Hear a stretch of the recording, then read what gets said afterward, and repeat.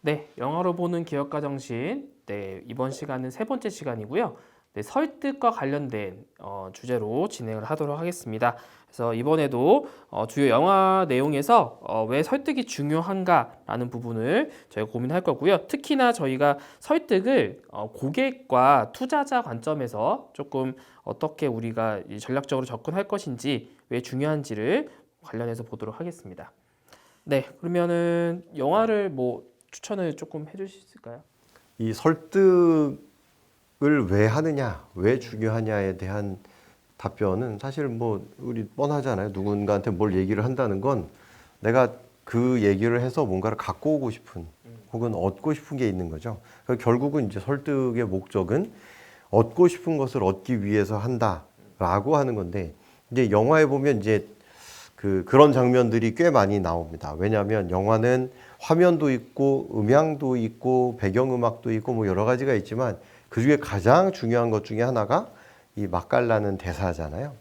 특히 이제 이 클라이맥스 같은 때 보면 그 주인공들이 혹은 뭐 어떤 사람이 굉장히 멋있는 스피치로 그 영화에 있는 그 사람들을 설득할 뿐만 아니라 관객들까지도 그걸 설득을 하게 되는 그런 내용이 있는데, 제일 제가 감명 깊게 봤었던 건 그 브레이브 하트입니다. 브레이브 하트는 아시겠지만 스코틀랜드와 잉글랜드 간에 이제 어떤 그 독립과 이 잘못된 그런 그 체계에 대한 저항에 대한 얘기인데, 여기서 이제 잉글랜드가 이렇게 큰 정부군을 가지고 있는 상태고, 스코틀랜드 같은 경우에는 민병이라고 보시면 될 것 같거든요. 그러면 이제 이 민병들이 보통 귀족 밑에서 이렇게 뭐 우리 동네 지키는 향토 예비군처럼 그렇게 자기 집에 있는 뭐 무기나 뭐 이런 걸 가지고 나와서 싸움을 하게 되는데,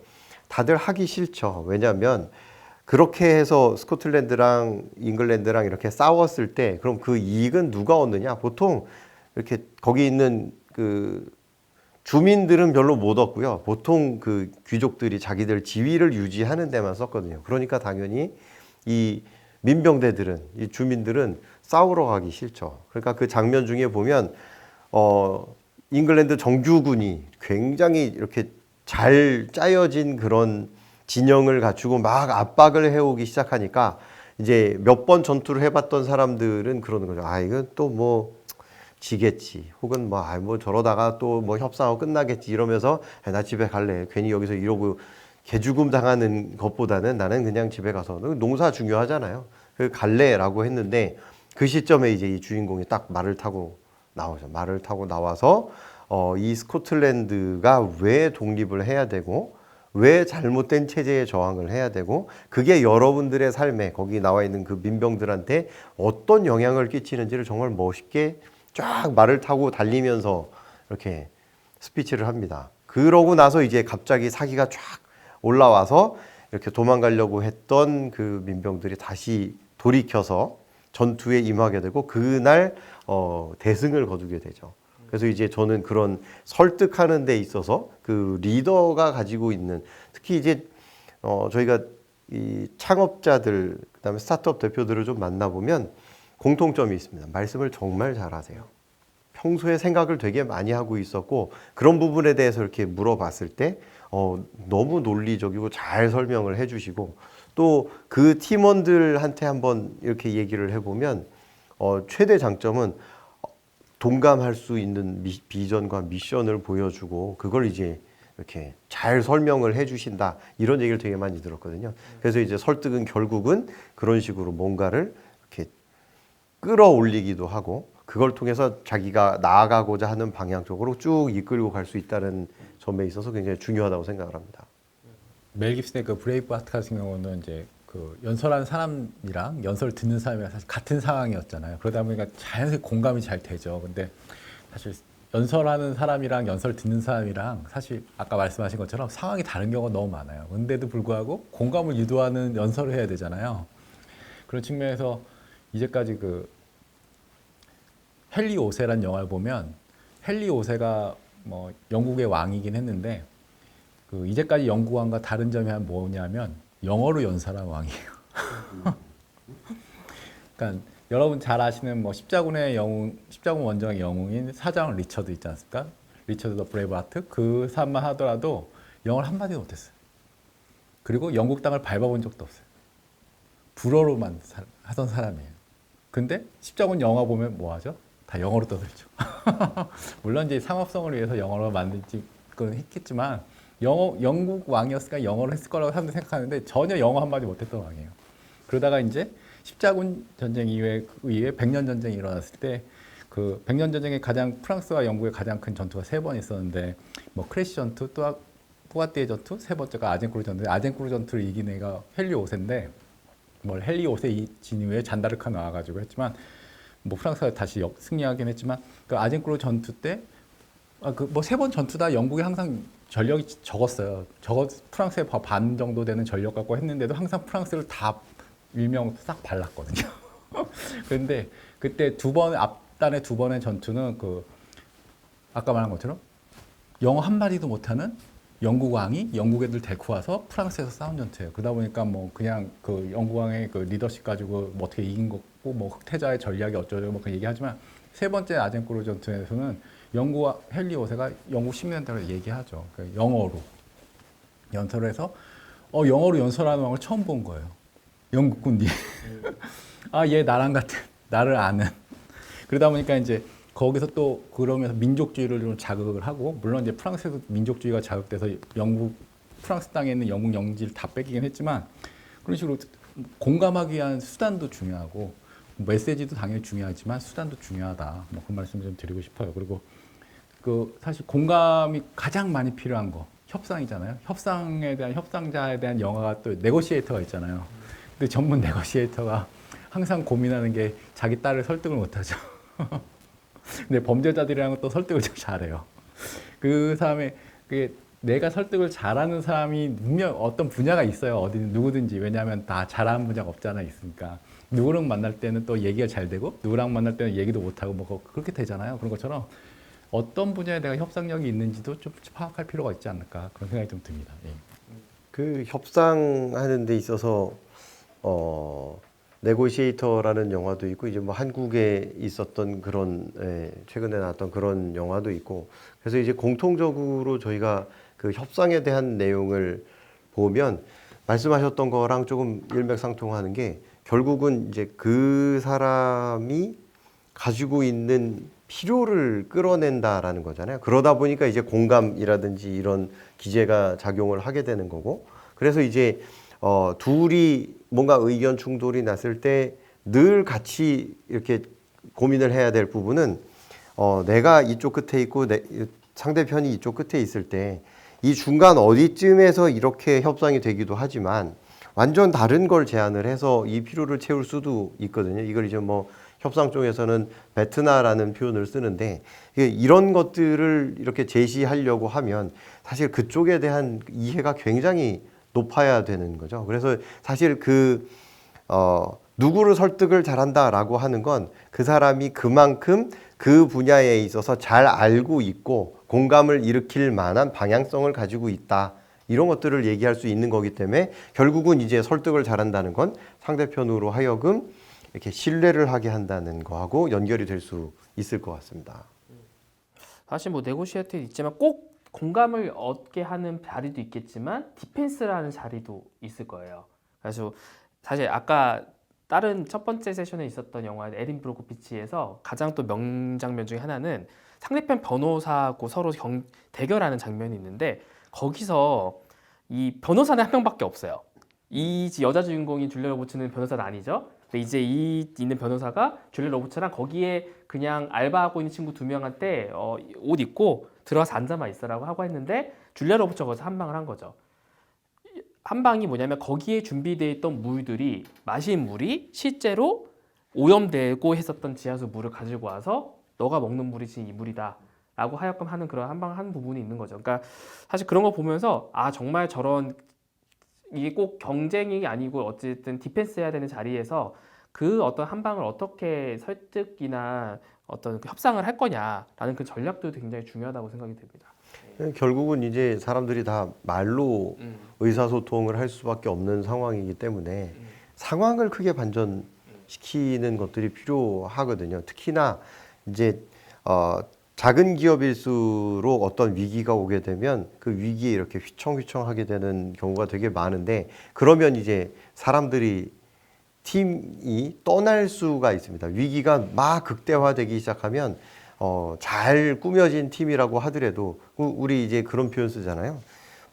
가라앉는 배에는 절대 올라타지 않는다라는 표현이 있는데, 이런 얘기가 공공연해질 만큼 이렇게 그 팀원들이 떠나게 되는 이런 상황이 있는데, 이런 상황에서 이제 팀원을 끌고 가기 위해서도 굉장히 중요하다라는 거죠. 뭐 예를 들어서 그게 처음에 이 떠나지 못하게 하는 것뿐만이 아니라 일단 팀원을 모집할 때부터 들어갑니다. 예를 들어 우리 그 잡스라는 영화에 보면 잡스가 좀 세련되게 생겼죠. 그리고 이제 좀 순수하게 생긴 워즈니악이라고 하는 개발자를, 그 당시에 워즈니악은 멀쩡히 회사를 잘 다니고 있었어요. 아마 휴렛 패커드였던 걸로 저는 기억을 하는데, 멀쩡한 당시의 휴렛 패커드는 지금 우리로 치면 벤처 1세대 같은 존재입니다. 거기서 이제 스타트업을 하고 벤처가 되는 이런 거에 효시가 되는 그런 기업이었고, 이미 그 즈음에 영향력을 막대하게 행사를 하고 있었거든요. 근데 거기서 잘 다니고 있었던 사람을 회사를 관두게 해야 된다. 특히 이제 우리가 팀원 모집할 때도 그런 게 필요하잖아요. 멀쩡히 회사 다니던 사람이 회사를 때려치고 나와야 될 만큼 매력적인 제안을, 그게 돈이 됐건 아니면 어떤 이렇게 가치가 됐건 뭐 어떤 꿈이 됐건 이런 것들을 이제 제시를 해야 되는데, 그런 것들은 결국 설득하는 작업 속에서 이루어질 수밖에 없는 거죠. 아까 전에 말씀하신 그 에린 브로키지의 그 장면은 협상론 공부하신 데서 가면 항상 나오는 장면이죠. 그래가지고 실질적으로 그 영화는 연출됐을 것이라는 얘기를 많이 해요. 왜냐하면 물론 이제 상대방 변호사가 3명이 왔기 때문에 쪽수에서 좀 안 밀리게 해서 2명 더 붙여서 4명인 것처럼 해서 숫자에서 늘고 간 그런 거는 전략적으로 좀 생각해 볼 만한 필요가 있는 거지만, 상대방이 그 물을 제시했을 때 거기서 그 3명 중에 리더가 되는 사람은 최소한 마셨을 거라는 거예요. 최소한. 당당히 마셔주고 너희 소송 문제 있다고 하고, 그렇게 되면 나머지 2명 변호사는 어땠을까요? 그 팀장 변호사한테. 위험을 스스로 감수하는 그런 리더를 따라 믿고 따르는 거죠. 내가 안 하더라도 저 사람이 다 감수해 줄 거니까, 날 보호해 줄 사람, 나는 마시고 싶지 않으니까 팀장이 그걸 위험 감수해야 되는 거죠. 솔선수범하는 모습을 보였으면 아마 그 팀이 이겼을 수도 있어요. 왜냐하면 상대적으로 그쪽은 대기업이었고, 근데 그 상황에서 그걸 못 마셨기 때문에 이거 우리가 하는 게 정당하지 못하다는 생각이 들게 되면 그 법정에서 제대로 했겠습니까? 그런 데서 눌려 들어간 거죠. 영화 연출일 것이라는 얘기는 하지만 그런 거에서 이미 결과는 나와 있다. 나왔던 거죠.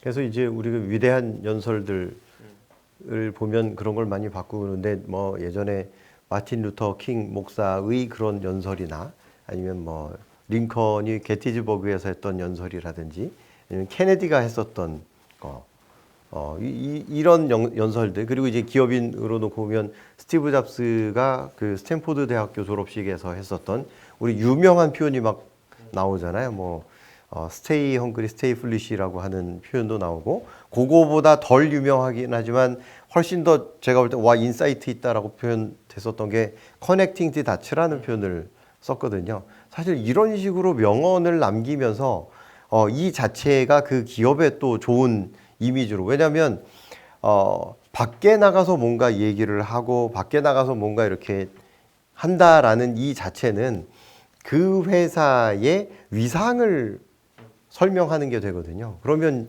그런 위상을 높일 수 있는 걸 위해서라도 이렇게 설득을 할 수 있는 이런 것들은 뭐 그 팀 내에서 그런 걸 잘하는 사람이, 뭐 리더가 주로 그런 일을 합니다만, 그런 사람이 꼭 이렇게 준비를 하고 갖추고 있어야 될 내용 중에 하나가 아닐까, 이렇게 생각을 해볼 수 있을 것 같습니다.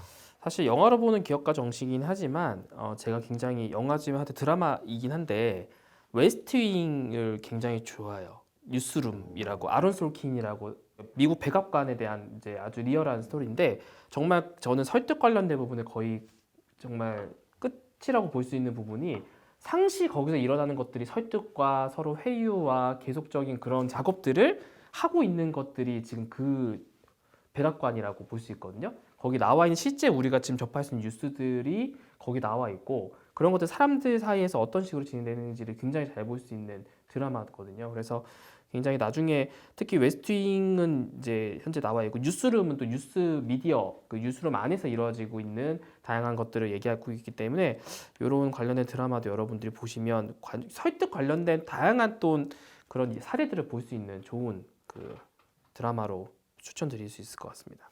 이게 그 어벤져스에서도 보면 어벤져스의 그 토니 스타크가 굉장히 설득을 잘 도발을 하면서 하거나 아니면 이렇게 자기가 가지고 있는 그런 기술이나 근거를 가지고 설득을 하잖아요. 근데 토니 스타크가 그 언론을 대상으로 이렇게 잡고 있는 그런 태도를 보면 그냥 표면적으로는 언론을 굉장히 이렇게 배척하는 듯이 나옵니다.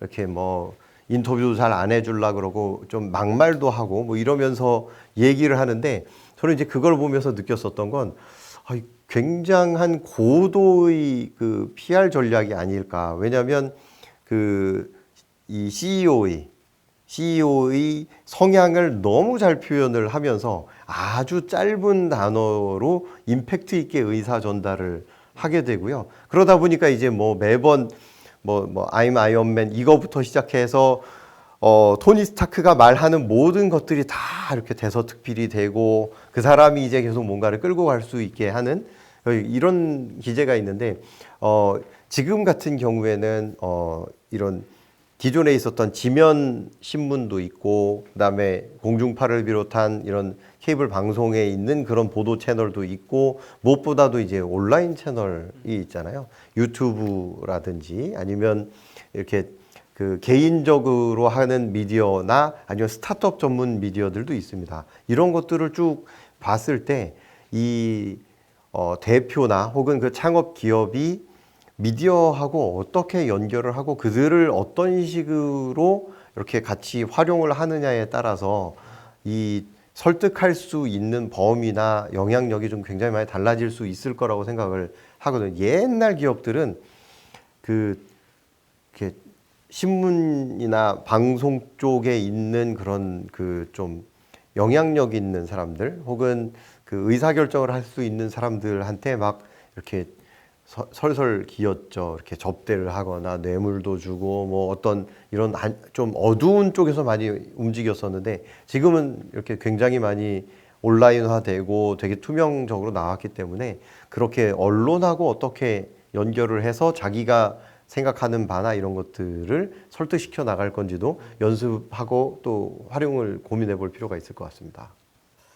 네, 뭐 설득 관련된 부분에서는 사실 요즘 비즈니스 모델이 아이템만이 좋은 게 아니라 설득의 범위에서 보면은 이게 홍보, 판매, 그다음에 저희 뭐 사후 관리하는 채널까지도 다 설득에 들어가는 부분인 거잖아요.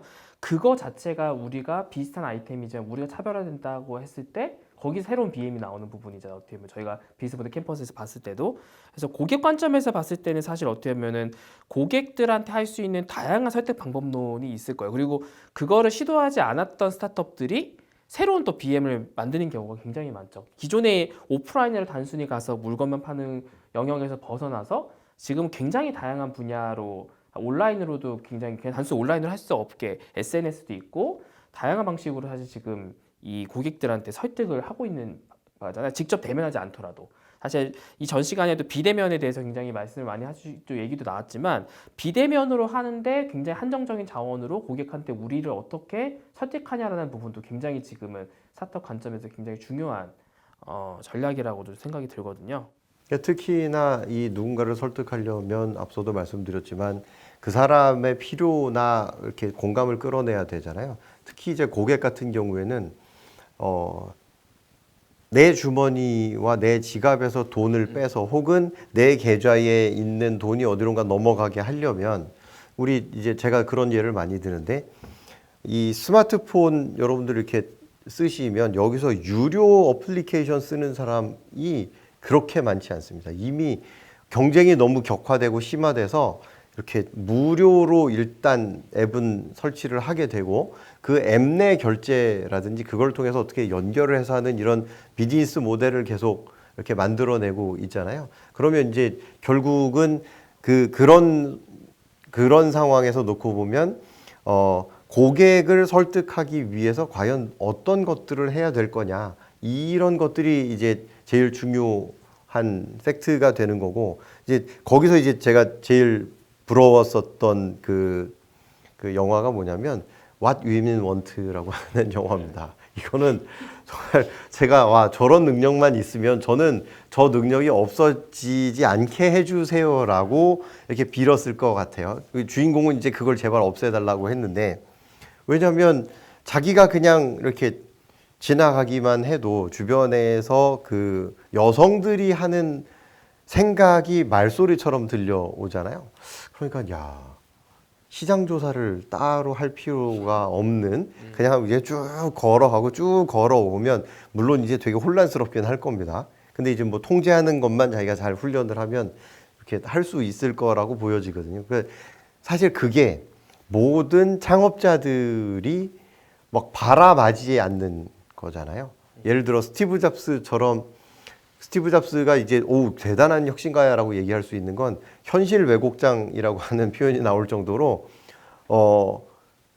나조차 내가 머릿속에서 떠올리지조차 않았던 그런 이 마음속에 있는 니즈, 내가 알지 못했던 수요, 이런 것들을 막 발굴해 가지고 그걸 가지고 이제 얘기를 하니까 이게 뭐 그냥 혁명적으로 세상을 바꿨잖아요. 기존에 있었던 그런 예전에 있었던 스마트폰, 핸드폰 체계를 스마트폰으로 급격하게 바꾸면서 그걸로 인해서 이제 새로운 생태계를 만들고 새로운 방식의 비즈니스가 어마어마하게 나왔지 않습니까? 그래서 그런 걸 봤을 때 일단 다른 사람들을 설득하는 게 제일 중요하다라고 하는 건 그런 고객의 마음에서부터 시작이 돼야 되지 않을까라는 생각을 해봅니다. 네, 그런 측면에서 누구를 할 것인가 할 때 거기에 대해서 설득하기 위해서 필요한 게 무엇인지에 대해서 내가 이게 설득을 못 하겠으면 급격하게 포기해야 할 필요도 있을 것 같아요. 그러니까 뭐 군대 영화긴 한데 조지 패튼의 뭐 대전차 부대 뭐 그런 영화가 있어요. 되게 오래된 영화예요. 그러면 군대란 특수성이 있긴 하지만 거기서 보면 이제 어떤 병사가 그 전쟁터에 와가지고 공포감에 떨어가지고 그 당시에는 이제 뭐 이런 SI 뭐 그런 쪽 정신병에 대한 개념이 없었던 거죠. 남자가 이것도 못 이겨내 뭐 그런 분위기였기 때문에 오히려 폭력을 휘두르는 뭐 그런 장면이 나와요. 사실 보기 좋은 장면은 아니죠. 하지만 그 딱 보고서 아, 얘는 이걸 극복할 수 없는 애다. 그러니까 바로 폭력 쓰고 쟤 보내. 왜냐하면 물론 군대는 특수성이 있었어요. 그러니까 그런 식으로 그냥 바로 병원 내에서 정리하고 자기 말을 따르는 뭐 군인 데리고 뭐 다시 이렇게 다시 2차 세계대전 실질적으로 승리를 이끌게 만든 뭐 독일과의 전쟁에서만이었긴 하지만 그걸 만든 그런 거 보면 아, 그런 쪽에서 상당히 효율적으로 설득할 사람과 아닌 사람 구별을 했다. 뭐 그런 생각도 좀 들었어요. 네, 저희가 첫 번째 설득이 왜 중요한가로 진 주제로 보고 있습니다. 첫 번째 세션은 여기서 마무리하겠고요. 다음 세션에서 뵙도록 하겠습니다.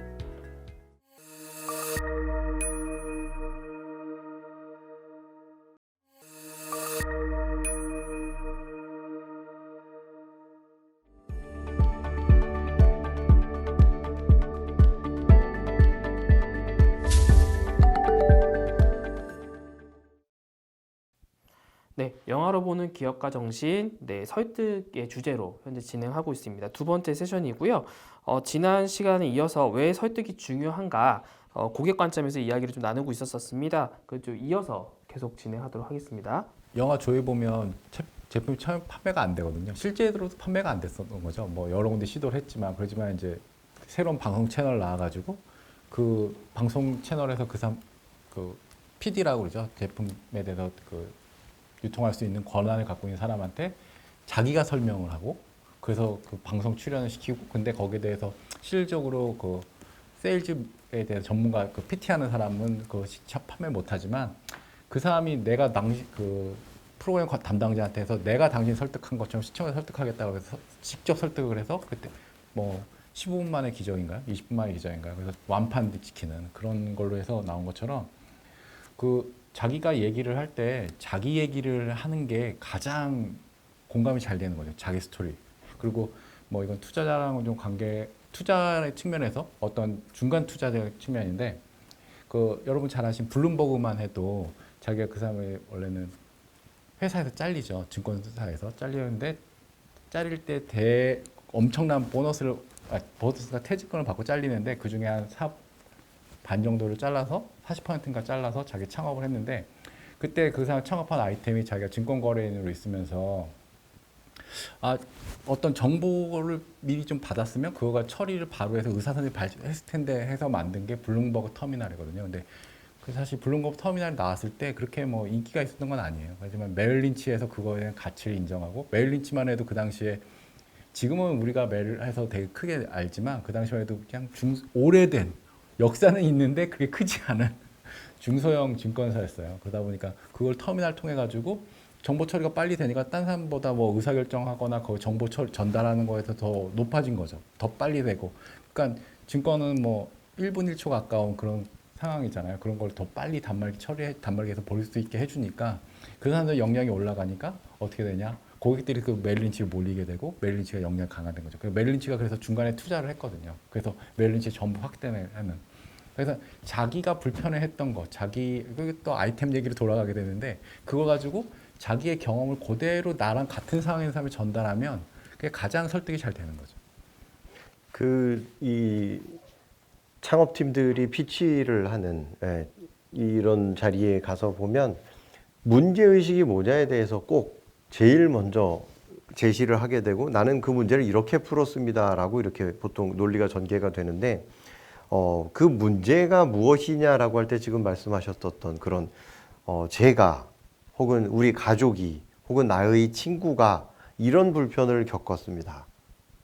그래서 그걸 자세히 들여다보니까 그게 내 친구나 내 가족이나 내가 아는 사람만 문제가 됐었던 게 아니고 그걸 정말 불편해하는 사람이 굉장히 많은 것 같습니다. 그래서 이제 나는 이 문제를 해결하려고 합니다. 보통 이렇게 얘기가 들어가거든요.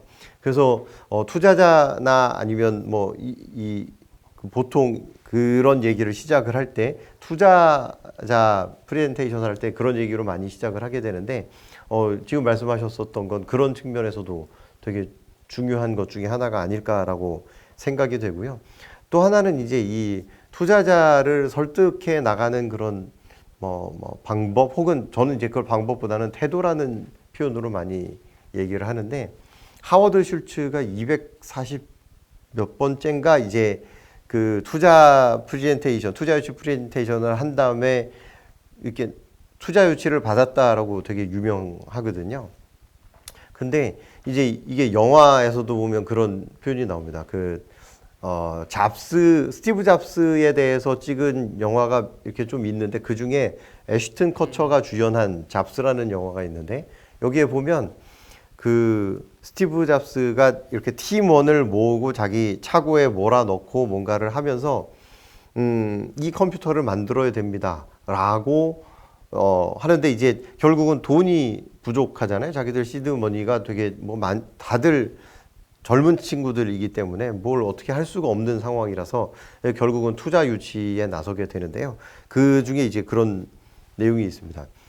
그 스티브 잡스가 앉아서도 전화를 하고 풀밭에 누워서도 전화를 하고 식당에서도 전화하고 차고에서 그때는 이제 이렇게 폴리페놀로 만든 옛날 전화기라서 다 이렇게 무선도 아니고 선이 있잖아요. 그 전화기를 끌고 여기저기 끌고 다니면서 전화를 해서 투자자들마다 전화 통화를 계속 했거든요. 근데 그게 이제 한 150회가 넘는다. 아까 그 스타벅스의 하워드 슐츠보다는 적은 수이기는 하지만 결국은 그런 설득을 할 수 있는 게 아무리 좋은 그런 방법론이나 내용이나 수단이나 이런 걸 쓴다 하더라도 기본적으로는 나한테 관심 있는 얘기를 이렇게 해줘야 되기 때문에 그 똑같은 공감을 얻을 수 있는 거는 이렇게 쉽지 않을 수 있다. 그러면 제일 중요한 것 중에 하나는 역시 끈기로 갈 수밖에 없는. 그래서 단순 반복이라고 하더라도 계속적으로 지치지 않고 지치더라도 이렇게 목적을 위해서 뭔가를 하는 이런 게 필요하지 않을까 이런 생각이 좀 들었습니다. 투자자들한테는 끈기라고 하시지만 결국은 그게 신뢰를 쌓아가는 과정인 거고 그런 부분에서 상대방한테 우리의 진정성을 보여주는 작업이라고 생각이 들거든요. 설득이란 게 사실은 이게 뭐 다른 거랑 다르게 다른 파트랑 다르게 굉장히 어떤 사람들은 쉽게 이런 설득이 가능한 사람도 있고 아닌 경우가 있는데 투자자는 사실 일반 고객과 달라서 굉장히 많은 투자 금액을 우리한테 사실 투자를 받아야 되는 입장이기 때문에 굉장히 보수적으로 접근할 가능성이 높잖아요. 어떻게 보면은. 그래서 말씀하신 대로 굉장히 그런 사람들한테 접근하는 방식들이 굉장히 다양하고 특히 지금 학교에 있으면 제일 많이 들어온 질문들이 저희가 이렇게 좀 성장을 했는데 투자 이제 받아야 돼서 컨택하려고 하는데 어떻게 해야 되냐 제일 답변하기 어려운 답변 내용이에요. 왜냐하면 그 상대방의 투자자들에 따라서 굉장히 다르거든요. 어떻게 보면. 근데 중요한 건 투자자들한테 보여주는 아마 말씀하셨던 피칭이 됐던 아주 최소한의 정보를 먼저 볼 텐데 아마 대부분이 어떤 파워포인트나 피칭 덱이나 이런 걸로 자료를 먼저 보거든요. 그 자료에 사실은 있는 그런 메시지나 이런 것들로 관심을 갖게 하는 게 되게 중요하긴 하죠. 어떻게 보면은 그게 없으면 사실 처음부터 시작할 수는 없을 거예요. 어떻게 보면. 그리고 그 다음부터 할 수 있는 거는 이제 설득의 작업일 텐데 설득이 되려고 해도 사실 그 투자자나 어떤 고객을 만날 수 있는 계기가 사실 있어야 되는 건 사실 맞는 거죠. 시작 포인트가 사실 있어야 되는 게 되게 중요하다는 생각이 들거든요. 그래서 그게 없으면 사실상 실제 설득도 시도조차 못하는 경우가 너무 많다. 그렇기 때문에 물론 설득하는 전략도 있지만 저희들 원래 아까 에비던스 베이스드 그 얘기하셨겠지만 고객에 대해서 뭔가를 우리가 그 관련된 니즈를 보려면 고객한테 가야 되는데 인터뷰조차 할 수 없으면 안 되잖아요. 그러면 처음에 일단 기본적으로 고객들한테 관심을 갖게 어떻게 끌어낼 거냐 이런 부분도 굉장히 좀 스타트업 관점에 중요할 거라고 생각이 듭니다. 네. 기존에 어떤 자기 성공을 거둔 사람 같은 경우는 어떤 상황에서 어떤 거 자기가 새로운 뭐 철학이라든지 방법을 통해 가지고 성공을 한 거잖아요. 그러다 보니까 그 환경이 변하면 그 성공했던 방법 자체가 변화해야 되고 그렇다면 자기가 성공했던 게 다시 성공할 수 없는 그런 모델이 되다 보니까 그 어떤 자기의 것에 대한 성공한 사람은 좀 집착이 강하다고 그래요. 그래서 보니까 뭐 일례로 어떤 얘기냐면 아이작 뉴턴 같은 경우에도 그 흑사병으로 해서 그 캠브리지에서 공부하다가 자기 고향집으로 돌아가는데 고향집에서 썼던 다양한 논문들 중에 하나가 뭐냐면 옵틱, 광학이에요, 광학. 그래서 빛에 대한 학문인데 지금은 빛이 다양한 색이 모여가지고 합쳐져 투명한 그 밝은 빛이 나온다고 다들 알고 있죠. 하지만 그 당시만 해도 그런 빛은 그냥 뭐 세 개의 조합이 아니고 빛에서 다른 게 산출됐다라고 생각을 했기 때문에 어둠과 뭐 대비되는 그런 식의 컨셉이었다고 그래요. 그런데 그 프리즘으로 딱 나서 쭉 색깔을 만들었을 때 이걸 보고서 빛에 대한 걸 본질에 대해서 알게 돼서 그걸 논문을 써서 과학학회지에 냈는데 거기 홉스가 기존의 빛에 대한 컨셉과 다르다. 그래서 리젝을 넣어요. 그래서 뉴턴이 삐져가지고 한동안 논문을 안 냅니다. 그래가지고 쭉 안 내다가 갑자기 친구들이 찾아와가지고 만유인력이랑 뭐 그런 것들을 보고서 야 이거 왜 안 내? 그래서 책을 냈죠. 프랭키가. 그래서 우리가 현대 배우는 물리학의 대부분은 이제 뉴턴 물리학을 배우잖아요. 그게 그때 나오게 된 거예요. 그러니까처럼 사람은 변하지 않는다. 뭐 그런 식으로 어떤 게 기존의 틀에 있으면 안 바뀐다. 근데 그런 측면에서 그 레베카 웨스트라는 분이 하는 말이 있는데 세상에 대화란 없다. 그럼 뭐가 있는 거지? 대화라고 착각하고 혼자 떠드는 거라. 혼자 떠들고 상대방도 혼자 떠들고 우리는 그걸 대화했다고 착각한다라고 하는 거예요. 그러니까 설득이 안 된다는 거죠. 그래서 또 다른 얘기로 비슷한 게 과학적으로 했을 때도 뭐 아인슈타인의 반대편의 양자역학에 대한 거 할 때 항상 논란이 됐던 분이 양자역학 쪽 사람들이 그런 거죠. 과학적 진실은 믿지 않는 사람, 반대라고 고수하는 사람 다 죽으면 후대 사람들이 그걸 보고서 두 가지에 대해서 어느 게 더 맞는지 결정하는 거다. 과학적 승리는 그렇게 결정되는 거라고 그러죠. 뭐 그런 식으로 얘기할 정도로 사람은 안 변하는데 근데 재미있는 거는 투자자 같은 경우는 자기가 투자할 걸 찾잖아요. 그러다 보니까 상대적으로 그게 좀 열린 마음이라고 그럴까? 변화에 대해서 좀 변화를 항상 고려하고 내게 틀리다는 생각을 갖고 그나마 열린 자세로 들어가요. 근데 대부분의 사람들은 안 그렇대. 설득되기 되게 어려운 상황이 있잖아요. 기존에 자기 거 걸쳐서 있기 때문에. 그래서 그 아까 전에 다른 얘기해서 했지만 저스티스 리그에서 슈퍼맨을 되살리니까 슈퍼맨이 어떻게 하죠? 다시 삶을 줬다고 해서 기뻐하진 않잖아요. 오히려 내 영면을 방해했다가 죽이려고 그러죠. 그렇지 않았나요? 그러니까 그거에서 그런 것처럼 근데 그 사람을 슈퍼맨을 설득했던 계기는 슈퍼맨이 그 생전에 자기 삶보다도 더 가치 있게 생각한 사람을 딱 보여주죠. 배트맨이 갑자기 몰래 숨겨진 카드로 해서 문 딱 열고 나오게.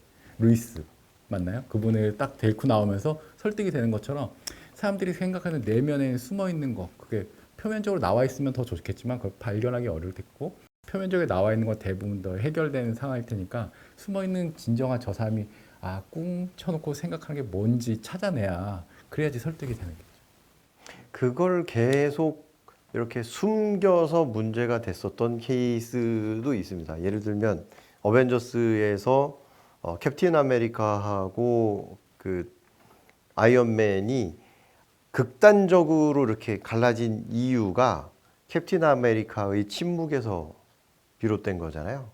이제 캡틴 아메리카의 친구가 이렇게 세뇌된 상태에서 토니 스타크, 아이언맨의 부모님을 이렇게 살해한 진범이었었던 거고, 이 내용을 캡틴 아메리카는 알고 있었는데, 이걸 어떻게 제가 한편으로는 이해가 됩니다.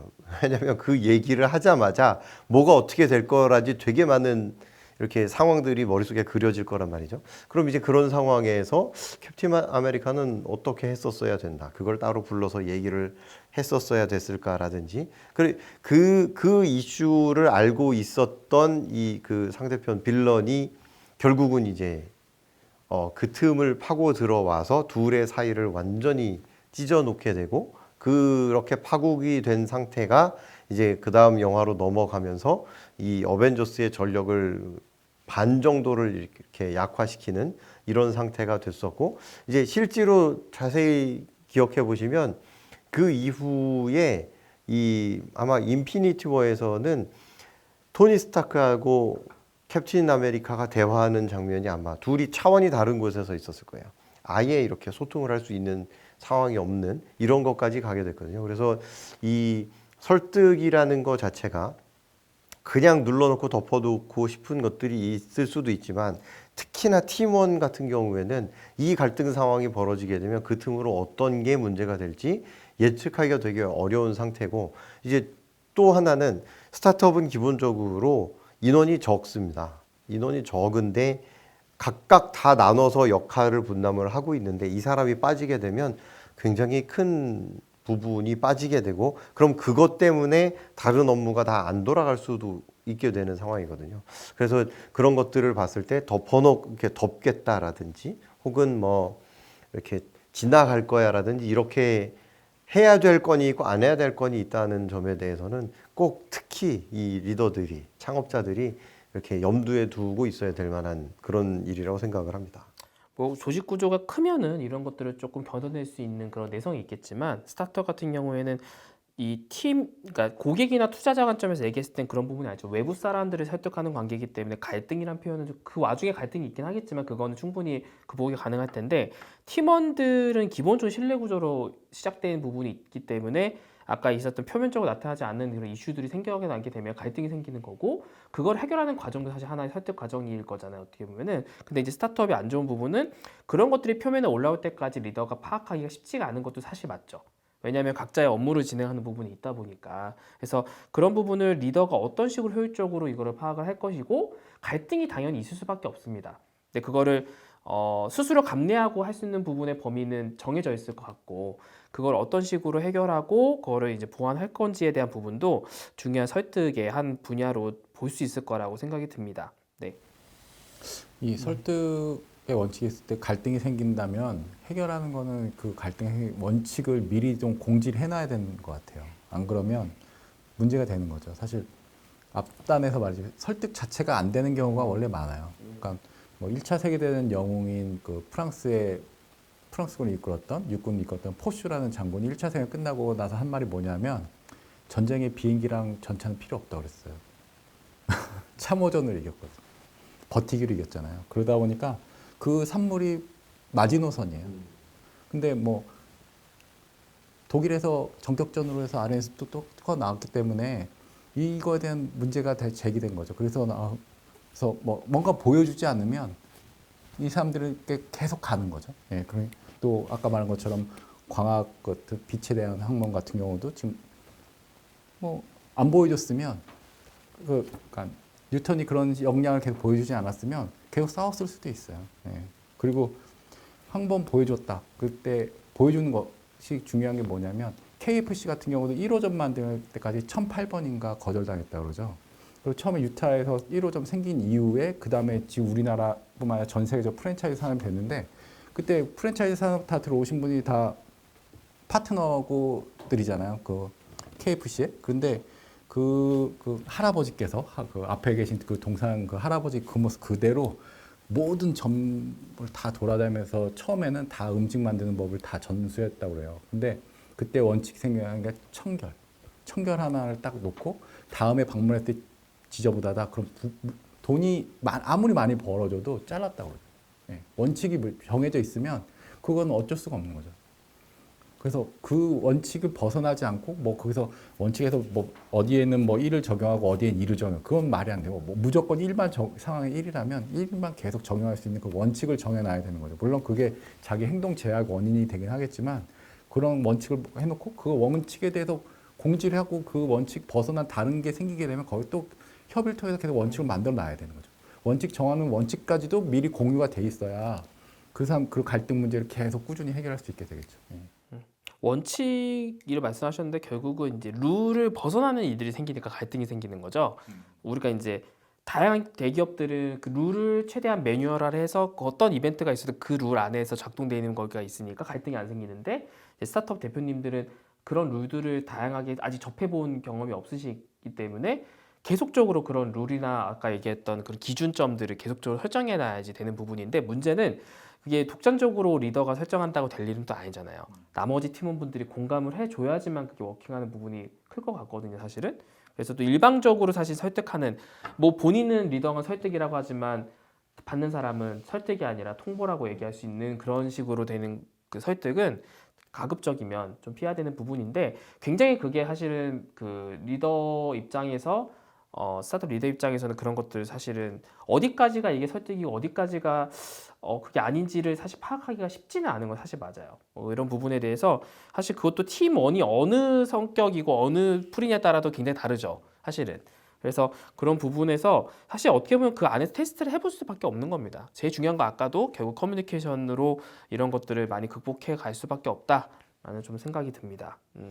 그게 이제 그 충분히 연습이 되지 않았던 장면들이 어디서 나오냐면 잡스라는 그 영화에 보면 스티브 잡스가 그게 이제 앞쪽 전반부에는 스티브 잡스가 어떻게 창업을 했는지에 대해서 이렇게 쭉 나오면서 큰 성공을 거두죠. 거기 이제 컴퓨터 박람회에서 애플 컴퓨터가 딱 나왔을 때 이제 구름 같은 사람들이 거기서 몰려서 이 스티브 잡스가 만들어낸 그런 혁신을 이렇게 다들 칭찬을 했단 말이에요. 그러면서 투자라든 결국은 이제 그런 것들이 매출이나 투자와 같은 그런 돈으로 바뀌어서 이제 보상이 이루어지게 되는데 그렇게 되니까 이제 그 다음 장면이 어떤 장면이냐면 애플 사옥이 이렇게 지금도 애플 사옥은 그 우주선 같이 새로 만들었잖아요.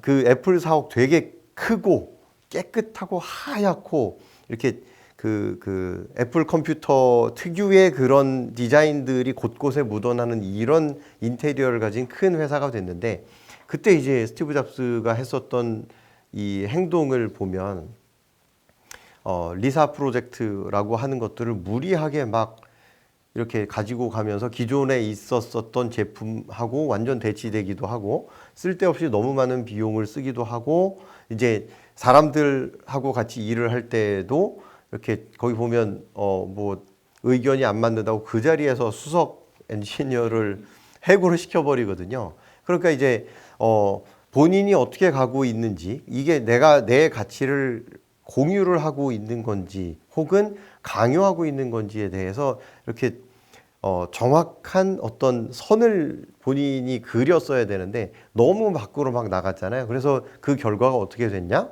회사에 쫓겨났죠. 물론 이제 다른 되게 많은 영향도 있기는 했지만 뭐 프로젝트의 실패라든지 이런 것도 있었지만 스티브 잡스를 보호해주는 이사진이 더 이상 없었던 거예요. 그래서 자기가 이제 이렇게 CEO로서 데리고 온 그 펩시 출신의 그 CEO가 자기를 이렇게 내보내는 그런 아이러니한 상황까지 가게 됐잖아요. 그래서 그 시점까지 스티브 잡스가 자기 회사에서 창업주이면서도 쫓겨나게 되는 이 시점까지 이 스티브 잡스가 가지고 있었던 건 스티브 잡스 입장에서는 이게 철학이고 이게 기준이야 였지만 그게 조직하고는 조직이 특히 커지면서 작을 때는 잘 안 보였죠. 왜냐하면 당장에 있는 미션 쳐내기 바빴으니까. 근데 이제 회사가 커지고 이 견제기구로서 이사회가 들어오고 뭐 의사결정 과정이 이렇게 되는 상황에서 결국은 회사에서 쫓겨나는 실패를 거칠 수밖에 없었던 이런 상황이 됐었던 거죠. 조직 규모로 봤을 때도 사람이 관리할 수 있는데 최대 인원은 40에서 50명. 예, 그 뭐 집단이 된 경우죠. 근데 가장 효율적인 거는 10명. 근데 그간 어느 정도 규모가 커지면 뭐 위계적이 될 수밖에 없고 조직을 관리해야 되는데 관리 준칙 만들어야 되는데 그때 가면 이제 개인적인 걸로는 이제 갈등 해소로 안 되는 거죠. 그러니까 초창기에는 그냥 자연스럽게 갈등 해소가 그냥 얘기하면서 뭐 술 먹으면서 뭐 간단히 다른 행동하면서 취미 활동 공유하면서 할 수 있지만 그 이후 단에는 어느 정도 커지면 그거는 내 관리 범위 벗어나길 수밖에 없게 되니까 왜냐하면 그 사람을 잘 알 수가 없고 관리를 못 하게 되는 거죠. 그렇게 되면 이제 갈등은 뭐 골마 있다가 어느 순간 임계점 넘으면 터지게 되고 그렇게 되면 뭐 조직이 깨지게 되고 그런 문제가 되는 거죠. 그래서 그걸 어떻게 해소하느냐. 그래서 그 당시에도 뭐 애플만 해도 사실 원칙이 있었던 거죠. 이사회라는 것 조직이 있었고 그러면서 거기에 대해서 경영 실적에 대한 걸 평가를 주주들한테 계속 받게 되다 보니까 자연스럽게 아까 말씀하신 것처럼 펩시델콘 그 경영자가 자연스럽게 내가 하면 이렇게 될 건데 미래 평산이 보여주니까 주주들이 그거 다 동조하고 거기에 설득이 됐기 때문에 쫓겨난 거죠. 예. 물론 그 사람이 만든 유산 가지고 다시 돌아와 가지고 뭐 물론 이제 PDA 산업을 완전히 접어버리긴 했지만 그거 PDA 그 기술 역량 바탕으로 아이팟도 만들고 해서 다시 성공하게 됐지만 거기서 그거는 앞단에서 그 원칙에 대해서 정해져 있었기 때문에 차에서 떠나게 된 것도 좀 괘씸하긴 하지만 자기도 받아들일 수밖에 없는 상황이 된 거죠. 안 그렇습니까? 앞단의 그 행동 원칙에 대한 거에 대해서 공유가 돼 있으면 사실은 뭐 다시 돌아오더라도 그 원칙에 맞춰서 돌아온 거고 그것도 스티브 잡스도 그렇기 때문에 원칙을 먼저 만들고 그걸 공유해서 공간 만들어서 그 참여할 수 있는 사람들이 다 알고 있어야 된다. 그게 제일 중요한 것 같아요.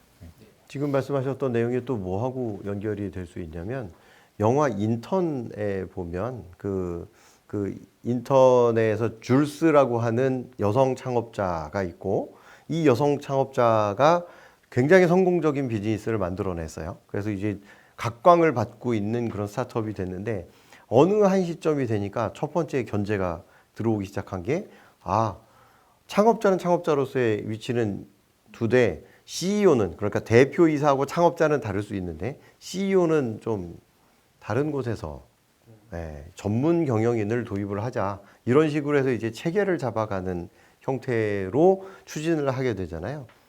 사실 그런 뭐 결과적으로 그 영화의 끄트머리에서는 계속 줄스라고 하는 그 여성 창업자가 그 일을 계속 하게 되기는 하는데 그런 진통에 대한 부분 그리고 조직의 체계를 가져가게 되는 부분 이런 부분들은 결국은 뭐 그런 식으로 내가 생각하지 않아도 주변에서 그 정도 타이밍에는 이렇게 바뀌어야 된다라는 것들이 들어오게 되고 그럼 이제 그 상황에서 서로 이렇게 협상을 하면서 풀어나갈 수밖에 없게 되는 거니까 그러려면 이제 결국은 본인이 가지고 있는 철학과 본인이 가지고 있는 실적과 이런 것들을 기반으로 놓고 그게 회사하고 어떻게 같이 갈 수 있을지를 이렇게 얘기를 하는 이런 것들이 필요한 그런 상황이 되는 거죠.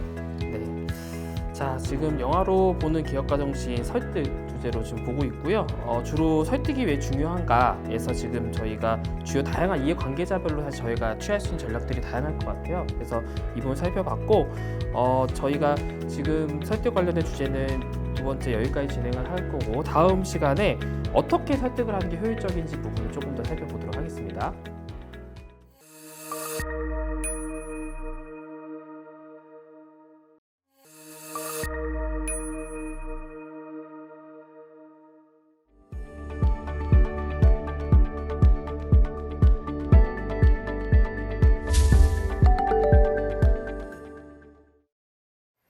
네, 네, 영화로 보는 기업가 정신 설득을 주제로 계속 진행하고 있습니다. 세 번째 세션이고요. 지난번에는 왜 설득이 중요한가, 다양한 이해관계자별로 저희 중요성에 대해서 살펴봤습니다. 이번에는 그렇다면 이제 어떻게 설득을 해야 되는지 좀 다양한 케이스를 조금 살펴보는 시간을 갖도록 하겠습니다. 몇 개 관련된 영화를 조금 소개해 주시죠. 네. 처음 이렇게 설득에 대해서 얘기를 할 때 어떻게 하면 좋겠냐라고 하면 가장 기본적인 건 아까 이 앞서 나왔었던 강의들에도 조금 언급이 됐었던 건데 결국은 상대 입장에서 시작을 해야 됩니다. 자기가 아무리 좋은 아이템을 가지고 있고 또 아무리 좋은 논리 구조를 가지고 있고 아무리 좋은 방법으로 이렇게 얘기를 한다고 하더라도 그걸 받아들이는 사람의 입장을 고려하지 않으면 설득이 될 수가 없게 되거든요. 예를 들어서 제리 맥과이어라고 하는 영화가 있습니다. 스포츠 마케팅에 대한, 스포츠 에이전시에 대한 그런 영화인데요. 주인공이 일단 톰 크루즈라는 것 때문에 눈길을 받았었던 영화고요. 그래서 이 톰 크루즈가 당시에 잘 나가던 그런 그 스포츠 에이전시에 직원으로 있었습니다. 뭐 어느 정도 자기 방도 있었던 걸 보면 위치도 어느 정도 있었고 성공 가도를 달리고 있었는데 이 사람이 어느 날 갑자기 이런 방식이 아니라 새로운 방식으로 우리 에이전시를 운영을 해야 된다. 그 얘기는 비즈니스 모델이 바뀌는 거거든요. 근데 이걸 어떤 식으로 하냐면 기가 막힌 아이디어가 생각이 나서 나 이거 반드시 해야 될 것 같아 라고 하면서 밤을 새서 그 설명 자료를 만듭니다. 그래 놓고 이 설명 자료를 다 출력을 해요. 정성스럽게 출력을 해서 이걸 이제 자기 직원들이 몽땅 볼 수 있게 각 우편함 같은 게 있는데 거기에 일일이 다 꽂아 놓는 장면이 나오거든요. 근데 이제 그 결과가 어떻게 됐냐? 톰 크루즈가 쫓겨났습니다. 그걸 그 회사에서 전혀 받아들일 수가 없었던 거거든요. 이게 이제 어떤 입장을 고려를 해야 되는 거냐면 그 회사라는 조직 안에 있었던 거고 그 회사는 업무 형태와 방법과 절차가 이렇게 어느 정도 얘기가 되어 있었고 그 얘기는 뭐냐면 어떤 새로운 아이디어나 아이템을 풀어나갈 때 움직이는 그런 방식이 있었던 거예요. 서로 사전에 얘기가 어떻게 돼야 되고 그게 이제 그건 되겠어, 그건 안 되겠어 라고 하는 것들 혹은 이건 좋은 아이디어인데 이런 부분은 좀 더 고려해 봐야 되지 않을까? 이거는 좀 검토가 필요하지 않을까? 이런 식으로 해서 의견을 수렴한 다음에 이제 최종적으로 그런 자료를 만들어서 자, 우리가 여러모로 얘기를 해보고 검토를 해봤는데 이것이 앞으로 방향성이고 이렇게 가는 게 좋을 것 같습니다 라고 설명을 하는 게 맞았었을 거라는 거죠. 근데 이제 톰 크루즈가 주인공이 썼었던 방식은 그걸 다 내려놓고 그냥 자기가 머릿속에서 언뜻 떠오른 그 아이디어가 설령 좋은 거라 하더라도 그냥 그런 식으로 접근을 했을 때 자기 입장에서는 아예 회사에서 쫓겨나는 이런 상황이 됐었던 거죠. 그 영화에서 사실 톰 크루즈, 제리 맥과이어가 제일 잘 나가는 에이전트였죠. 그 회사에서. 그러다 보니까 내가 최고이기 때문에 나를 언터처블일 거다라고 생각을 하지 않았을까 그런 생각도 좀 들고 그리고 그러다 보니까 그 정해진 프로토콜을 자기가 지키지 않았기 때문에 당연히 회사에서는 그 1인자를 노리는 주변에 밑에 있던 승냥이 같은 인간들이 다 달려들어서 기회다 하고 다 낚아채게 되는 그런 기회를 제공한 거라고 볼 수 있는데 그러다 보니까 그 프로토콜을 지키는 게 얼마나 중요한 것인가를 딱 다시 알 수 있게 되고 원칙이 살아있으면 조직이 어떻게 되는지 뭐 그런 것도 알 수 있는 것 같고 근데 뭐 사실 제리 맥과이어는 영화일 뿐이기 때문에 제리 맥과이어가 나와서 성공하긴 하지만 실질적으로 그럴 가능성이 얼마 있을까 뭐 그런 생각이 들어요. 그에 비해서 좀 그러다 보니까 아까 말씀한 설득하는 거에서 사전 준비 상대방 입장에서 상대방 받아들이는 과정을 통해 가지고 해야 된다 그런 걸 봤을 때 앞서 다시 얘기했던 앞단의 강의에서 얘기했던 네고시에이터 같은 경우에는 다른 절대 설득 못하는 네고시에이터가 그 범죄가 일어나는 현장에 가지고 네고시에이터가 성공적인 얘기를 하죠. 왜 그러냐? 그 사람이 왜 일언을 했고 뭘 원하는 상황인지에서 그 사람의 전력과 상황 판단을 다 자료를 계속 요청해서 받잖아요. 그러면서 나는 네 상황을 이해하는 사람이지만 이 선을 넘으면 절대 안 돼. 넘으면 무조건 내가 먼저 널 칠 거다라는 거 얘기를 하면서 계속 협상력을 끌어들이죠. 그러면서 계속 협상에서 중요한 것에 대해서 서로 부족한 걸 계속 채워나가는. 그럼에 비해서 딸한테는 전혀 그렇지 않죠. 딸이 좋아할 만하고 계속 자기가 생각한 걸 던지잖아요. 그러니까 딸은 절대 설득이 안 되고. 참 아이러니한 상황인데 왜 가족과의 생활과 직장에서 생활이 너무 다른지 보면서 그게 참 황당하면서 좀 씁쓸한 그러면서 상황이 아니었나. 스타트업을 하시는 분들은 말을 잘하시니까 분명히 네고시에이터처럼 준비해서 하실 거예요. 근데 가정에서도 좀 그런 면을 좀 보여주시는 게 낫지 않을까, 좋지 않을까. 갑자기 그런 생각이 들었습니다. 이게 이제 상대편 입장에서 뭔가를 얘기해야 된다라는 게 현실적인 부분에서도 굉장히 중요한 것 중에 하나가 뭐냐면 이런 내용입니다. 제가 여지껏 이렇게 발표하시는 분들 중에 성공을 꼭 못하는 조건을 가지신 분들이 있는데 그 조건 중에 하나가 뭐냐면 내가 가지고 있는 기술은 세계 최고고 최초이고 유일무이하고 따라할 수 있는 사람이 아무도 없습니다. 이렇게 말하신 분들 중에 제가 지금까지 잘 이렇게 뭘 하고 계시는 분을 그렇게 많이 못 뵀었거든요. 이 얘기는 무슨 얘기냐면 그런 어떤 지원 사업이나 경진대회에서 예를 들어 지원 사업이다. 그럼 그게 예를 들면 연구개발 R&D 쪽 지원 사업이다 그러면 그 R&D 쪽에 앉아있는 심사위원으로 앉아있는 사람들 혹은 서류 평가를 하는 그 사람들이 어떤 사람들일까에 대해서 먼저 고민을 해봐야 되는 거예요. 그래야 그 사람들이 쓰는 언어나 그 사람들이 가지고 있는 그런 생각, 방향성 이런 것들을 충분히 반영을 할 수 있게 되는 거고요. 예를 들어 그게 창업경진대회다. 근데 그 창업경진대회를 이렇게 그 방송사에서 한다. 그러면 그 방송사가 바라는 그 창업 기업의 그 모델이 있거든요. 이 모델을 어느 정도 찾아서 이렇게 발표를 해주는, 그렇게 상대가 가지고 있는 배경이나 입장을 충분히 고려를 해야 이 설득의 가장 기본적인 그들과 뭔가를 같이 연결할 수 있는 게 시작이 될 수 있을 거라고 생각합니다. 사실 스타트업 관점에서 설득이란 결국은 우리가 다른 기존의 경쟁 제품, 경쟁사와의 경쟁 우위, 우리가 뭐가 뛰어나냐라는 부분을 얘기해야 되는데 그게 뛰어나다는 게 우리가 최고야 하는 경쟁 우위가 아닌 거죠. 결국은 다른 사람과 비교를 해서 다른 사람과 내가 어떤 부분이 더 가치가 있고 더 어떤 부분이 경쟁력이 있는지를 얘기해 주는 게 하나의 또 설득이 되는 부분, 거기서 공감이 가야 되는 부분인데 그냥 내가 최고야, 내가 나밖에 없어 이런 부분은 전혀 공감을 가질 수 있는 건 아니죠. 실제 그게 팩트인지도 확인이 안 된 건 맞고요. 어떻게 보면은 그런 부분이 아무래도 경진대회라든지 이런 IR 같은 데서 했을 때 그 메시지 하나를 왜냐면 거기서 굉장히 발언하는 메시지 자체가 한정적이잖아요. 그 한마디 한마디의 임팩트가 굉장히 클 텐데 거기에 과연 그 사람들이 듣고자 하는 부분, 그리고 이 굉장히 누가 보더라도 객관적인 부분의 팩트인 건지를 얘기해 주는 게 설득에 굉장히 큰 전 요인이라고 생각이 좀 듭니다. 지금 팩트라는 말씀을 하셔서 이제 생각난 영화가 뭐냐면 앞서도 잠깐 언급이 됐었던 영화입니다. 머니볼이라고 하는 영화인데 이 머니볼이 가지고 있는 특히 이제 거기에 주인공이 실존 인물이죠. 빌리 빈이라고 하는 단장입니다. 야구 구단에서 단장은 어떤 역할이냐면 단장 위에 있는 사람이 이제 그 구단주가 있고요. 그 다음에 이제 단장이 있고 그 밑에 사무국이 꾸려집니다.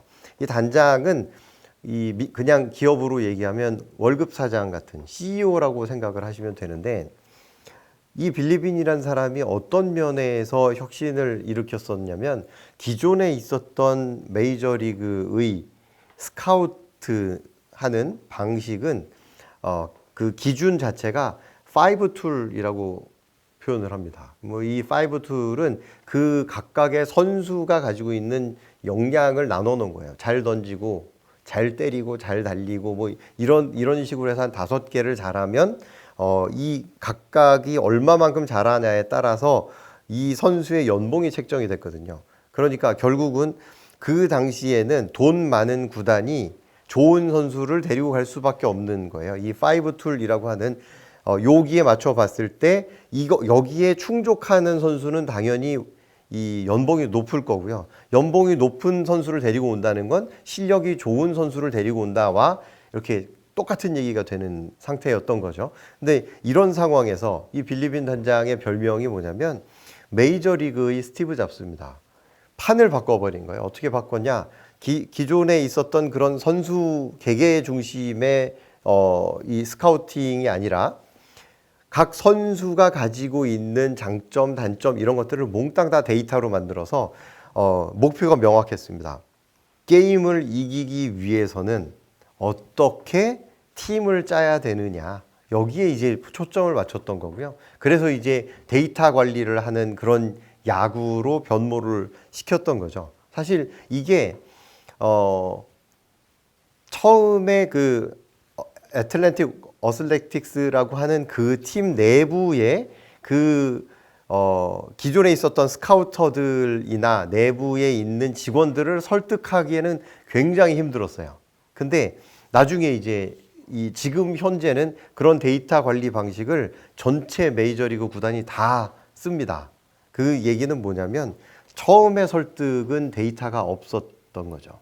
근데 나중에 전체 메이저리그에 있는 구단들이 다 그걸 쓴다는 건 이미 그 데이터들이 팩트라는 걸, 실제라는 걸 모든 구단들이 다 인정을 한 거거든요. 그래서 그런 면에서 볼 때 설득의 굉장히 중요한 수단 중에 하나는 결국은 데이터와 증거 이렇게 말씀을 드릴 수 있을 것 같습니다.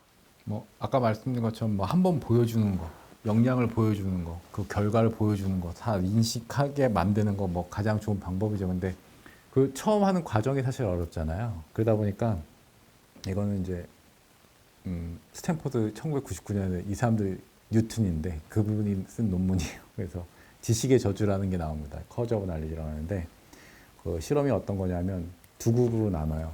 A그룹, B그룹인데 A그룹은 B그룹에 있는 누군가에게 노래를 흥얼거려요. 음률만 가사는 부르면 안 되고 흥얼거리면 B그룹에 있는 사람이 맞추는 거죠. 근데 A그룹에 있는 사람들은 대부분 B그룹 사람들이 이 정도면 다 맞췄을 거다라고 했대요. 근데 B그룹에 있는 사람 중에 맞힌 사람은 몇 퍼센트? 3%입니다. 못 알아듣는 거죠. 그러니까 서로 다른 용어를 쓰기 때문에. 근데 그런 거에서 딱 얘기하는 바는 뭐냐면 설득을 할 때는 상대방이 쓰는 용어를 써야 된다. 안 그러면 그 사람이 이해조차 못하기 때문에 설득 자체가 안 되는 거죠. 걔는 걔고 뭐라니 하고 그냥 한 귀로 듣고 한 귀로 흘리는 상황이 너무 많이 발생하게 되는데 그렇기 때문에 공감 갈 수 있는 얘기할 때도 가장 일반적으로 사람들이 다 알아들을 수 있는 게 스토리텔링이니까 이야기처럼 얘기해라. 뭐 지금 계속 얘기하는 게 그런 거죠. 설득하는 방법 중에 이야기처럼 얘기하고 그리고 그 사람이 빠질 수밖에 없는 이런 상황, 환경에 대한 설명도 좀 그 사람이 알아듣는 용어로 그 해결에 대한 용어도 그 사람이 알아들을 수 있게 뭐 코닥 얘기하게 되면 좀 안타까운 얘기지만 코닥에서 제일 먼저 만들었을 때 아이가 아버지한테 당신 뭐 하세요? 라고 물어봤을 때 필름 만드는 거에 설명 막 했는데 못 알아들으니까 그러면 어떻게 하면 될까 하고 카세트 테이프를 딱 봤다 그러죠. 카세트 테이프가 보니까 그걸 카세트 테이프는 어떻게 설명했냐? 뭐 소리를 담는 그릇. 그렇다면 필름은 이미지를 담는 그릇이다. 아빠는 이미지 담는 그 그릇을 만드는 사람이 했는데 그러다 보니까 그릇을 꼭 필름에다 해야 되나? 하고 디지털 카메라 만든 거잖아요.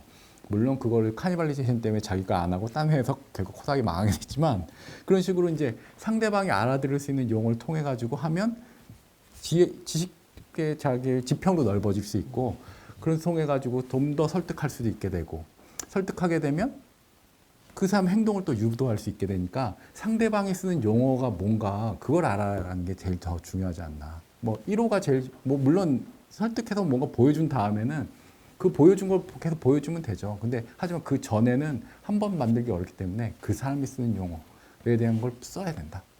그 말씀을 드리고 싶어요.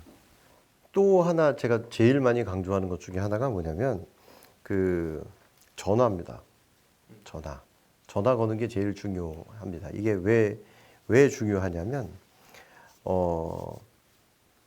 내가 누군가한테 뭔가를 얻고 싶으면 제일 좋은 건 그 사람을 만나지 않고도 얻으면 제일 좋은 거죠. 근데 대부분은 만나야 이렇게 얻을 수 있어요. 근데 그 시작이 자, 우리도 이런 거죠. 갑자기 제가 어떤 길을 걸어가고 있는데 내가 전혀 모르는 어떤 사람이 저한테 갑자기 와가지고 말을 걸어요.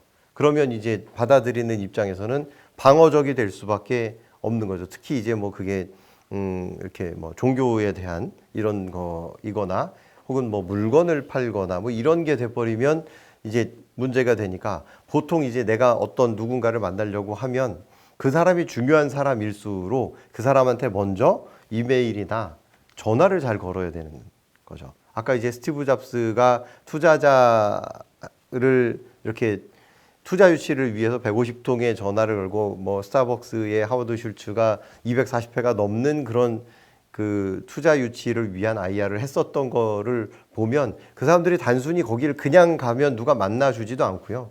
투자자나 뭐 이런 사람들은 다들 이렇게 밖에 나가 있고 바빠요. 그러니까 어느 날 갑자기 뭐 내가 도전과 열정이 넘치는 사람이니까 그냥 무대 보러 가서 이렇게 하는 것보다는 앞에 저 이런 사람입니다. 우리 회사 이런 회사입니다.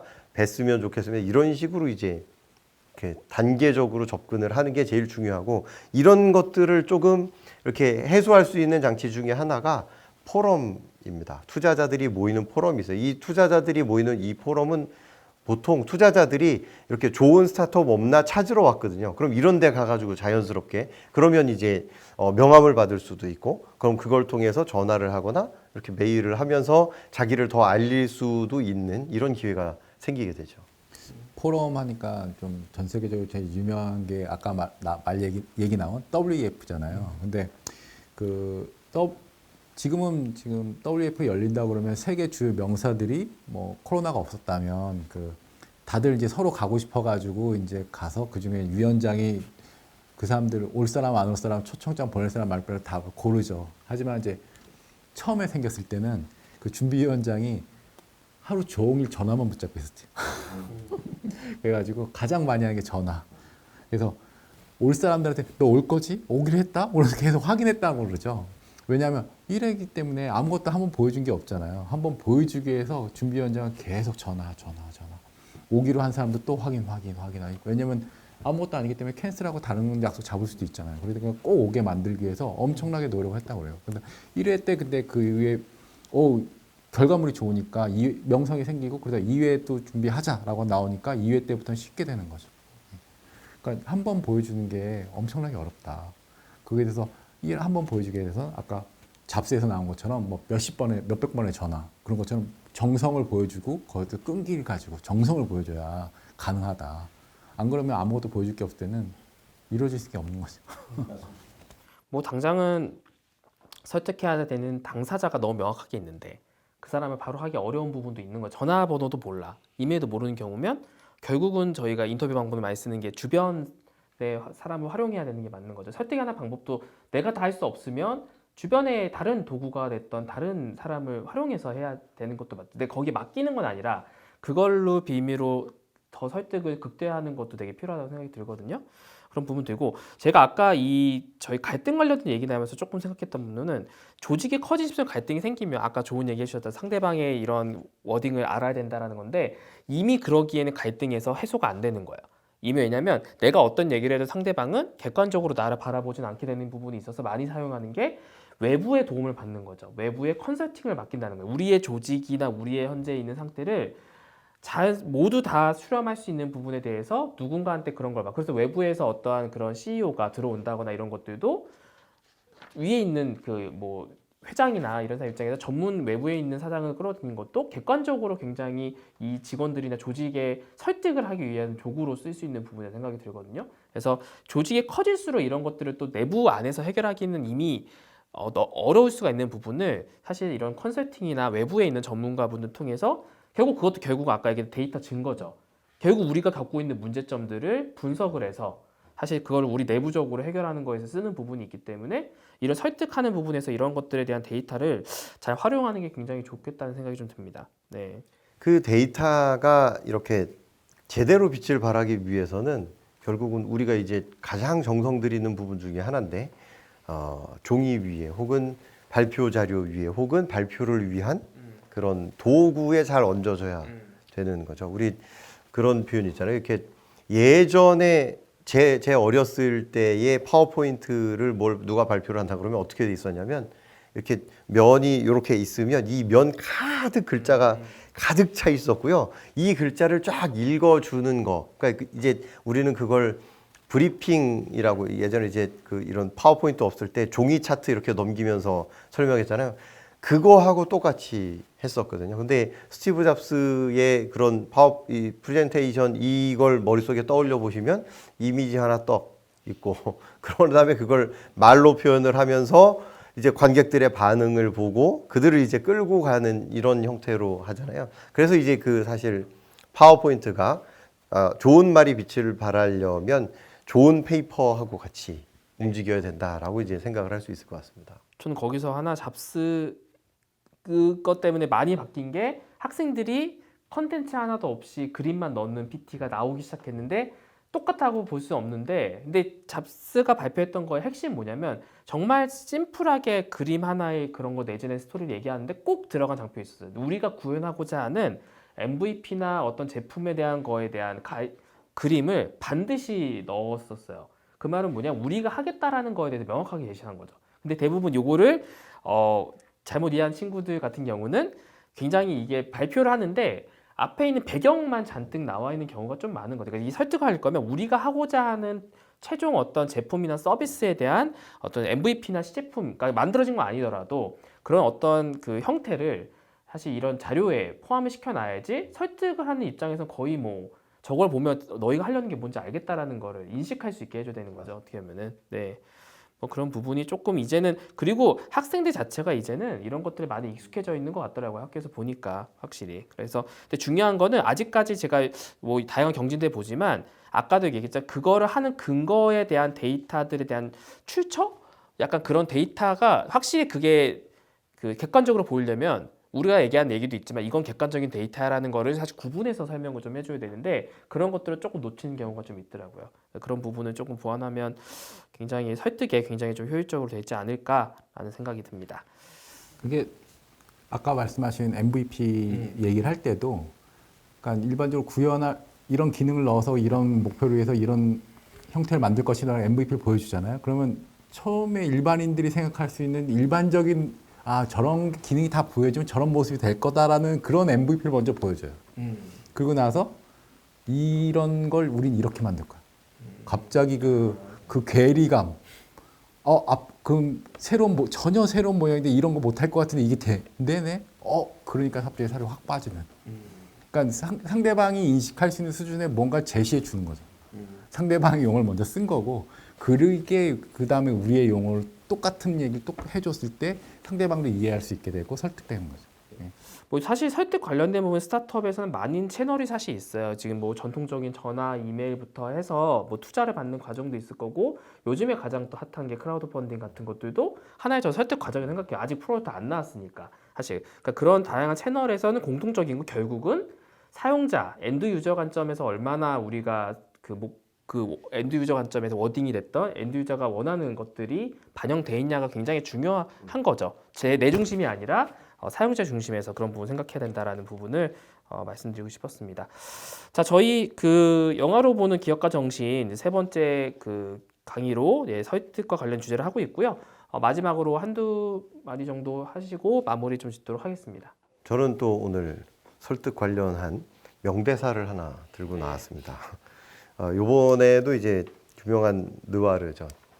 대부라고 하는 갓파더라고 하는 데 보면 이제 아마 이렇게 들어보신 적이 있을 거예요. 한국말로 하면 거절 못할 요청을 한다라는 표현이 있습니다. 영어로 읽어드리면 I'm going to make him an offer he can refuse라고 하는 표현을 하거든요. 그래서 거절할 수 없는 요구를 할 거야 라고 얘기한다는 건